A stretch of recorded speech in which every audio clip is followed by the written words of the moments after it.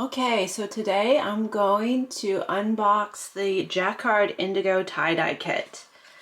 This is a really great kit that I like to use for my workshops, and I definitely would recommend it. You can get up to 50 or more than 15 shirts. It says it comes with everything you need to get started.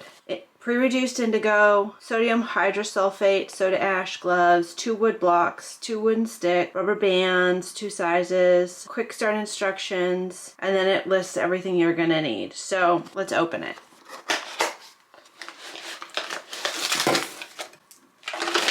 Gloves, soda ash, hydro, pre-reduced indigo.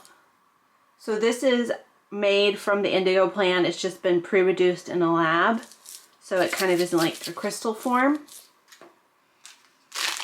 Rubber bands, some popsicle sticks, and 2 wooden blocks. So that's everything in the kit. It's a really great value. I definitely recommend getting it. It's easy to find. I'll put the link down in the description box for you guys if you're interested in getting it. And I will see you in my class.